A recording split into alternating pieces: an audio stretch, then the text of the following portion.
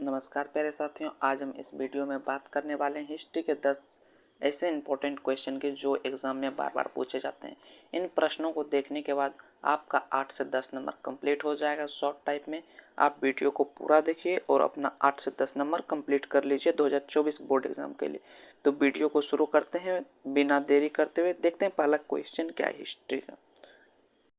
History का पहला question है, आयगर के विषय में आप क्या जानते हैं। ये क्वेश्चन आपसे 2009 के बाद 2019 में 10 साल के बाद पूछा गया। फिर 2 साल बाद 2021 में ये क्वेश्चन पूछा गया कि आयगर व्यवस्था के विषय में आप क्या जानते हैं। ये क्वेश्चन काफ़ी इंपॉर्टेंट है, देख सकते हैं आप 3 बार पूछा हुआ क्वेश्चन है। हम ऐसे क्वेश्चन आपको दिखाएंगे जो कि 5-5 बार पूछा गया है। तो ये पहला क्वेश्चन है, इसको देखते हैं इसका आंसर क्या कहा जा रहा है। विजयनगर राज ने प्रचलित स्थानीय व्यवस्था में परिवर्तन कर आयगर व्यवस्था आरंभ की। विजयनगर एक साम्राज्य था, एक राज्य भी था जिसने प्रचलित स्थानीय जो है जहाँ की जो प्रशासन व्यवस्था थी वहाँ परिवर्तन कर क्या किया, आयगर व्यवस्था आरंभ किया। प्रत्येक ग्राम को स्वतंत्र प्रशासनिक इकाई के रूप में गणित कर प्रशासन 12 व्यक्तियों के समूह को दिया गया। यहाँ गठित कर, यहाँ किताब प्रिंटिंग मिस्टेक है, गठित कर प्रशासन 12 व्यक्तियों के समूह को दिया गया। यह समूह आयगर कहलाता था। तो इसको हम समझते हैं सही से क्या इसमें कहा जा रहा है। विजयनगर राज्य ने जो है प्रचलित स्थानीय व्यवस्था में परिवर्तन कर क्या क्या, आयगर व्यवस्था आरंभ कर दिया। अब प्रत्येक ग्राम को स्वतंत्र प्रशासनिक इकाई के रूप में गठित कर दिया। प्रशासन 12 व्यक्तियों के समूह को दे दिया। वह समूह क्या कहलाया, आयगर। ये व्यक्ति राज्य के अधिकारी थे। इनका पद अनुवांशिक था। वेतन के रूप में लगन और कर भूमि दी जाती थी। आयगर ग्राम प्रशासन की देखभाल करते एवं शांति व्यवस्था बनाए रखते थे। विजयनगर राज्य ने जो है स्थानीय व्यवस्था में परिवर्तन कर आयगर व्यवस्था आरंभ कर दिया था। ये तो आपको समझ में आ गया कि वह समूह आयगर कहलाता था। ये व्यक्ति राज्य के अधिकारी होते थे। क्या होते थे, राज्य के अधिकारी होते थे और इनका पद भी अनुवांशिक था। आयगर ग्राम प्रशासन की देखभाल करते एवं शांति व्यवस्था बनाए रखते थे। ये इस क्वेश्चन का आपको आंसर सही से समझ में आ गया होगा। अगला क्वेश्चन हम देखते हैं, दूसरा नंबर क्वेश्चन क्या है। दूसरा नंबर क्वेश्चन है जो कि ये क्वेश्चन भी काफ़ी इंपॉर्टेंट है, देख सकते हैं आप। अकबर को राष्ट्रीय शासक क्यों कहा जाता है। ये क्वेश्चन भी काफ़ी इंपॉर्टेंट है क्योंकि ये क्वेश्चन 2009 के बाद 12 में पूछा गया है, 3 साल के बाद, फिर 7 साल बाद 2019 में पूछा गया, फिर 2 साल बाद 2021 में पूछा गया। इस तरह इस क्वेश्चन ने 4 बार, इस क्वेश्चन को बोर्ड ने अभी तक में 4 बार पूछा हुआ है, जो कि आप लाइव प्रूफ देख सकते हैं। आप प्रीवियस ईयर क्वेश्चन बैंक जो है 2009 का उल्टाएंगे या 2012 का उल्टाएंगे या 2019 का उल्टाएंगे या 2021 का उल्टाएंगे, सभी में आपको ये क्वेश्चन मिलेगा, 100% मिलेगा, क्योंकि ये बिहार बोर्ड ने ये क्वेश्चन आपसे 4 बार पूछा हुआ है। तो देखते हैं इसका आंसर क्या। अकबर को क्यों राष्ट्रीय शासक कहा जाता है। अकबर इतिहास में राष्ट्रीय शासक की उपाधि से भी सुशोभित है। अकबर जो है इतिहास में राष्ट्रीय शासक की उपाधि से विभूषित कर दिया गया और इसकी जो महानता मुख्य कारण है। इसका क्या है, महानता इसका मुख्य कारण है जो कि इसे राष्ट्रीय शासक की उपाधि दिला दी है। इसका विराट व्यक्तित्व, साम्राज्य की सुदृढ़ता, साम्राज्य में शांति की स्थापना तथा मानवीय भावनाओं से उत्प्रेरित अकबर ने न सिर्फ गैर मुसलमान यानी जो कि मुसलमान नहीं थे राहत दिया, गैर मुसलमानों यानी जो कि मुसलमान नहीं थे उन्हें राहत दिया। राजपूतों के साथ वैवाहिक संबंध भी स्थापित किए, जैसे कि जोधाबाई राजपूत घराने से ही थे, उनके साथ वैवाहिक संबंध भी स्थापित किए। बल्कि एक कुशल प्रशासनिक व्यवस्था भी प्रदान किया गया। धार्मिक सामंजस्य के रूप में, प्रतीक के रूप में दीन ए इलाही प्रशंसनीय है, जिसे अकबर ने चलाया था। ये कब चलाया था दीन ए इलाही, 1981 से 1982 में चलाया था। ये आपको ऑब्जेक्टिव में कई बार पूछा हुआ है, जो बता दिया हम, वहाँ भी 1 नंबर कंप्लीट हो गया आपका अगर पूछा जाता है तो इस तरह आपको समझ में आ गया कि अकबर को राष्ट्रीय शासक क्यों कहा जाता है। तीसरा नंबर क्वेश्चन देखते हैं क्या है। तीसरा नंबर क्वेश्चन है, ये क्वेश्चन थोड़ा सा लॉन्ग है, इसको सही से देखने का प्रयास करेंगे। भारत का संविधान 26 जनवरी 1950 को क्यों लागू किया गया? ये क्वेश्चन आपसे काफ़ी बार पूछा गया है। 2009, 13, 16, 19, 20। देख सकते हैं आप कितना बार आपसे पूछा गया ये क्वेश्चन। काफ़ी इंपॉर्टेंट क्वेश्चन है। इस क्वेश्चन का हम आंसर आपको समझा रहे हैं क्या क्या इसमें बोला जा रहा है। भारत का जो संविधान है 26 जनवरी 1950 को क्यों लागू किया गया, जबकि संविधान पहले बन गया था। ये आपको पता होगा कि संविधान नवंबर में ही बन गया था, लेकिन इसको जनवरी में ही क्यों लागू किया गया, इसका क्या कारण रहा, तो हम आपको बताते हैं क्या कारण रहा इसका।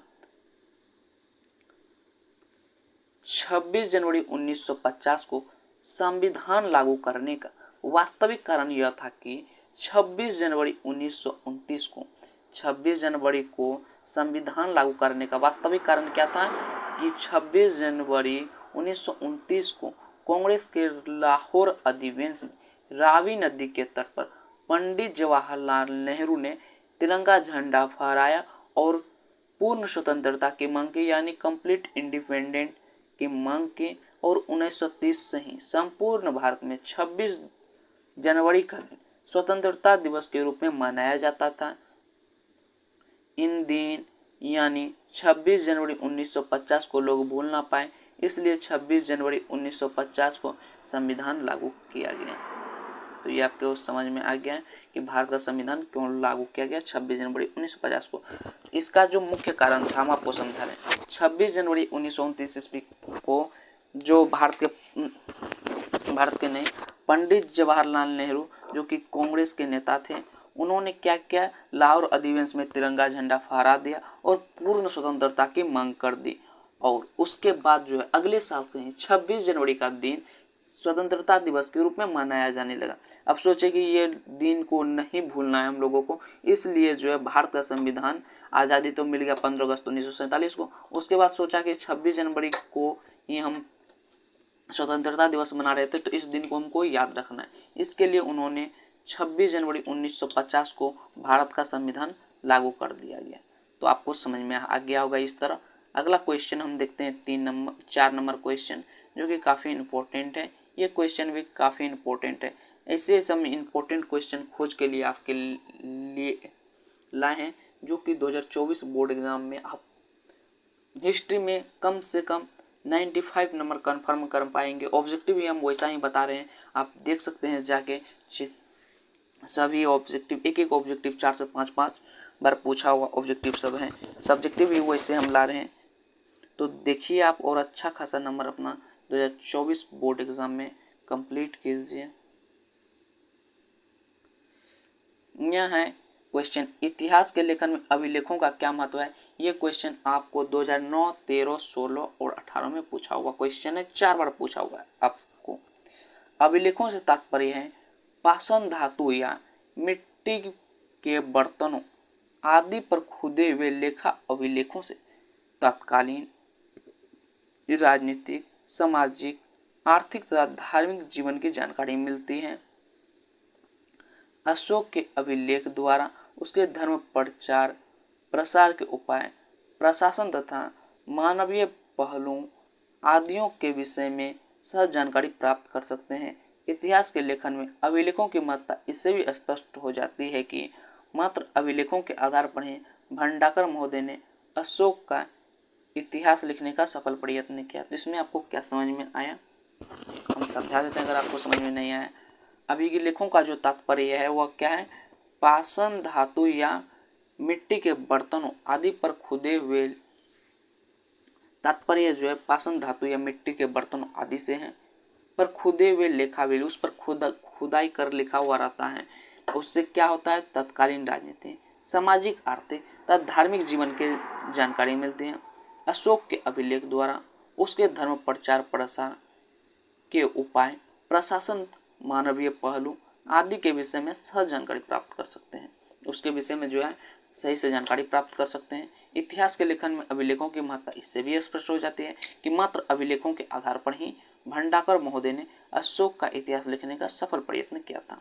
तो इससे आपको समझ में आ गया होगा कि इतिहास अशोक का जो अभिलेख हैं, अभिलेखों के आधार पर ही अशोक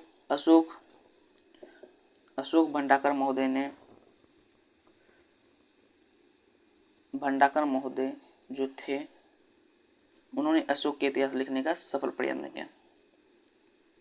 तो ये भी आपको समझ में आ गया होगा। 5 नंबर क्वेश्चन देखते हैं क्या है। 5 नंबर क्वेश्चन काफ़ी इंपॉर्टेंट है। ये क्वेश्चन भी आपसे 4 बार पूछा हुआ है। मौर्यकालीन इतिहास के प्रमुख स्रोतों का संक्षिप्त विवरण दें। मौर्यकालीन इतिहास के प्रमुख स्रोतों का संक्षिप्त विवरण दें, 4 बार पूछा हुआ क्वेश्चन है। 2009, 13, 15, 16 में पूछा हुआ क्वेश्चन है। क्या है, मौर्यकालीन इतिहास के जो हमारे पास मौर्यकालीन इतिहास की जानकारी है, तो हमारे पास क्या है, साहित्यिक एवं पुरातात्विक 2 स्रोत हैं। साहित्यिक स्रोत में कौटिल्य का अर्थशास्त्र है, मेगास्थनीज की इंडिका है, विशाखा दत्त की मुद्रा राक्षस महत्वपूर्ण है। किसमें, साहित्यिक में। अब पुरातात्विक में अशोक के शिलालेख, स्तंभ लेख, कुम्हार के अवशेष महत्वपूर्ण एवं विश्वसनीय जानकारी प्रदान करते हैं। ये भी आपको समझ में आ गया होगा कि मौर्यकालीन इतिहास की जानकारी है तो हमारे पास 2 प्रकार के स्रोत हैं।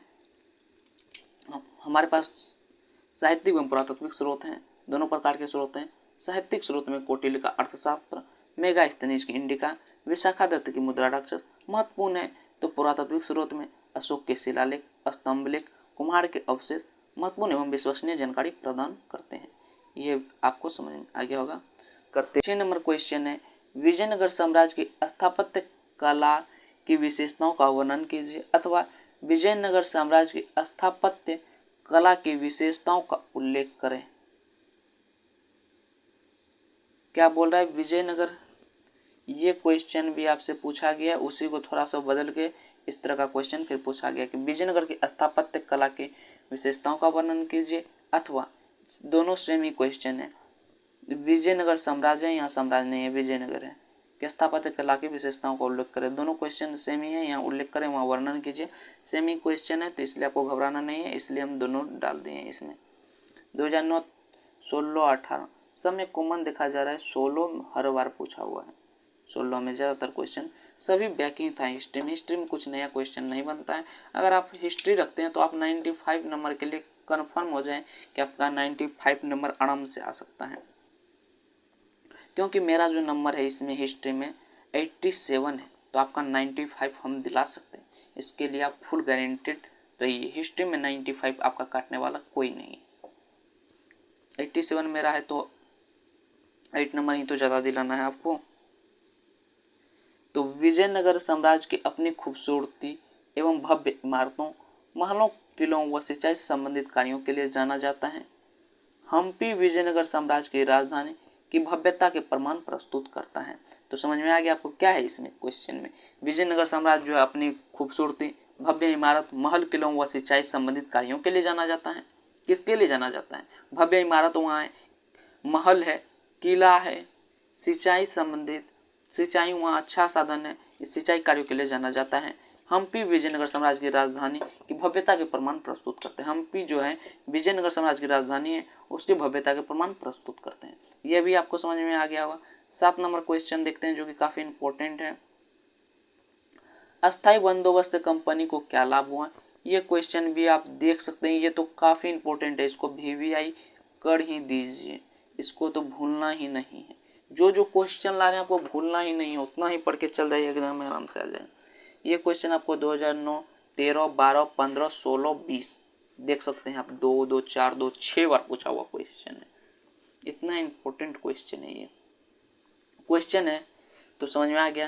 आंसर देखते हैं इसका क्या है। 1793 ईस्वी में लॉर्ड कर्नवालिस द्वारा बिहार, बंगाल, उड़ीसा में भू राजस्व की जो है अस्थायी बंदोबस्त व्यवस्था लागू की गई। इनमें जमींदारों को भूमि का साथी मानते हुए नियत तिथि पर निश्चित राजस्व सरकार के पास जमा करना पड़ता था। राजस्व दर जो है सरकार बढ़ा नहीं सकती थी। कंपनी को जो आशा थे इससे उसकी आय निश्चित हो जाएगी और बार की बंदोबस्ती की व्यवस्था से छुटकारा मिल जाएगा, परंतु कर की मात्रा अधिक था। जमींदारों द्वारा कृषि संबंधी सुधार नहीं हुआ। कृषि संबंधी सुधार न होने से इस व्यवस्था का परिणाम सुखद नहीं रहे। तो अब समझिए, इसको हम समझा देते हैं थोड़ा डिटेल में। 1793 ईस्वी में लॉर्ड कर्नवालिस द्वारा जो है बिहार, बंगाल, उड़ीसा में अस्थायी बंदोबस्त लागू किया गया। भू राजस्व की अस्थायी बंदोबस्त लागू कर दिया गया। इनमें क्या क्या, जमींदार जो है उसको भूमि का साथी मान लिया, उन पर नियत तिथि जो है चढ़ा दिया कि नियत तिथि यानी तारीख फिक्स कर दिया कि इतना तारीख पर आपको राजस्व आय यानी टैक्स जो लगता था वो आपको सरकार के पास जमा करना पड़ेगा। सरकार क्या कर सकती थी, उस कर को नहीं बढ़ा सकती थी। कंपनी को आशा थी कि इससे उसकी आय निश्चित हो जाएगी और बार बार जो है बंदोबस्ती की व्यवस्था है उससे हमको छुटकारा मिल जाएगा। परंतु कर यहाँ जो है कर यानी टैक्स की मात्रा अधिक थी, जिससे कृषि संबंधी सुधार नहीं हुआ और इस व्यवस्था का परिणाम सुखद नहीं रहे। ये क्वेश्चन भी आपको समझ में आ गया वो क्वेश्चन का आंसर। तो अगला क्वेश्चन हम देखते हैं 8 नंबर क्वेश्चन है, संथालों ने ब्रिटिश शासन के विरुद्ध विद्रोह क्यों किया अथवा संथाल विद्रोह पर टिप्पणी लिखें। ये क्वेश्चन आपको 2009 और 2021-22 में पूछा हुआ क्वेश्चन है, 3 बार पूछा हुआ है आपसे, दोनों सेम ही क्वेश्चन है। उसमें ब्रिटिश शासन के विरुद्ध विद्रोह क्यों किया गया, इसमें दे दिया क्वेश्चन संथाल विद्रोह पर टिप्पणी लिखें। तो ये आपको क्वेश्चन समझ में आ गया होगा। इसका हम आंसर देखते हैं क्या है। क्वेश्चन है आंसर है 1850 के दशक में संथाल लोग यह अनुभव करने लगे कि ब्रिटिश शासन में उनका उपकार नहीं हो सकता, अतः उन्होंने अपने स्वशासन के लिए जमींदारों, साहूकारों और ब्रिटिश राज के विरुद्ध 1855 में एक विद्रोह किया, जो इतिहास में संथाल विद्रोह के नाम से अभिहित है। 1850 के दशक में संथाल लोग क्या किया, वह अनुभव करने लगा कि ब्रिटिश शासन में उनका उपकार नहीं हो सकता, यानी उनका कुछ नहीं होने वाला है ब्रिटिश सरकार के शासन में। तब तो उन्होंने अपने स्वशासन के लिए जमींदार और साहूकार, जमींदार वो हो गया जिसके पास जमीन था, साहूकार जो कि कर्ज देते थे, और ब्रिटिश राज के विरुद्ध 1855 में एक विद्रोह कर दिया, जो इतिहास में किस विद्रोह के नाम से जाना गया, संथाल ने किया था तो संथाल विद्रोह के नाम से अभिहित हो गया, यानी संथाल विद्रोह के नाम से जाने लगा। इसका कारण क्या था, इसका कारण था जिस जमीन पर वह खेती करता था वह जमींदार के हाथ में थी। उनकी फसलों पर सरकार बहुत ज़्यादा कर लगाती थी, उनको फसल जब बेचने के लिए जाता था उस पर बहुत ज़्यादा कर लगाया जाता था। साहूकार भी उनके द्वारा लिए गए कर्ज पर अधिक ब्याज लेते थे। इन्हीं कारणों से उन्होंने 1855 में यह विद्रोह किया। क्यों किया था, इन्हीं सब कारणों से क्या किया था, सरकार उसके फसल पर ज़्यादा टैक्स लगाते थे, साहूकार से जो कर्ज लेते थे उस पर भी वो अधिक ब्याज लेते थे। इन्हीं सब कारणों से 1855 में यह विद्रोह किया गया था, प्रारंभ किया गया। तो इसका भी समझ में आ गया होगा। 9 नंबर क्वेश्चन देखते हैं, मीराबाई पर। यह क्वेश्चन भी आपसे 2 बार में पूछा गया, थोड़ा सा ये लॉन्ग है, इसको हम शॉर्ट में आपको समझाने का प्रयास करेंगे। मीराबाई का संक्षिप्त परिचय दे, ये क्वेश्चन आपको 2009 और 2021 में पूछा हुआ है।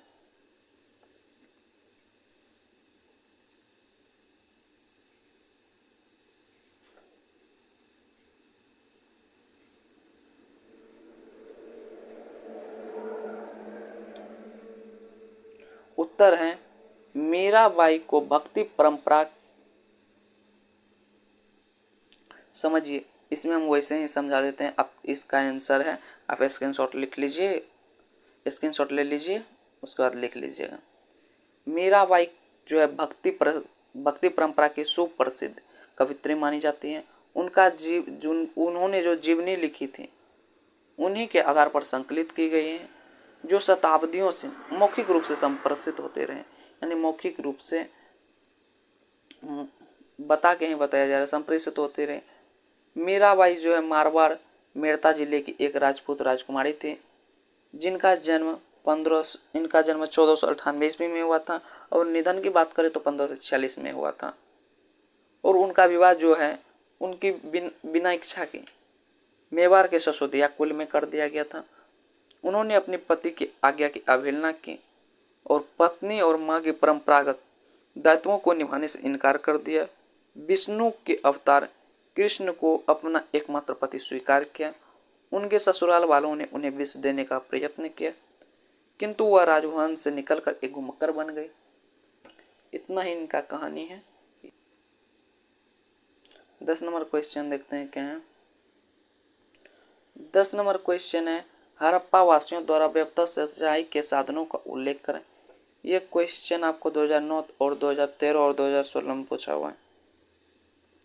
तो इसका आंसर देखेंगे, हड़प्पा वासियों द्वारा मुख्यतः नहरें, कुएं और जल संग्रहण करने वाले स्थानों को सिंचाई के रूप में प्रयोग में लाया जाता था। अफगानिस्तान के सोतोगोई नामक स्थल से हड़प्पाई नहरों के चिन्ह प्राप्त हुए हैं। हड़प्पाई लोगों द्वारा सिंचाई के लिए कुओं का भी इस्तेमाल किया जाता था। गुजरात के धौलीवारा नामक स्थान से एक तालाब मिला है। इसे कृषि की सिंचाई के लिए, पानी देने के लिए तथा जल संग्रहण करने के लिए किया जाता था। तो ये भी आपको समझ में आ गया। इसका आप स्क्रीनशॉट ले सकते हैं, स्क्रीनशॉट ले लीजिए और आप इसको ऐसे लिख सकते हैं। वैसे तो आपको समझ में आ गया कि अफगानिस्तान के सोतोगोई नामक एक स्थान है, उससे हड़प्पाई नहर के चिन्ह प्राप्त हुए हैं। दूसरा है उन हड़प्पा जो के लोग थे सिंचाई के लिए कुओं का भी इस्तेमाल करते थे। तीसरा है गुजरात के धौलीवारा नामक स्थान से तालाब में मिला है। इसे कृषि की सिंचाई के लिए, पानी देने के लिए तथा जल संग्रहण करने के लिए प्रयोग किया जाता था। तो साथियों, हमने इस वीडियो में 10 ऐसे इम्पोर्टेंट क्वेश्चन देखे जो कि 5-6 बार पूछा हुआ है। ये 10 क्वेश्चन देखने के बाद आपको अच्छे से समझ में आ गया होगा, आशा करते हैं हम। इसी तरह के इम्पोर्टेंट क्वेश्चन हम लाते रहेंगे इस चैनल पर, पावर ऑफ आर्ट्स पर। अगर आपको वीडियो अच्छा लगा है तो लाइक कीजिए, सब्सक्राइब कीजिए, कमेंट कीजिए, अपने दोस्तों के साथ भी शेयर कीजिए ताकि आपके दोस्त लोग भी 2024 बोर्ड एग्ज़ाम में अच्छा से अच्छा नंबर प्राप्त करें पावर ऑफ आर्ट्स से। और आप पावर ऑफ आर्ट्स को अभी सब्सक्राइब कीजिए। मिलते हैं अगली वीडियो में इसी तरह के important objective and subjective video के साथ। धन्यवाद प्यारे साथियों, धन्यवाद।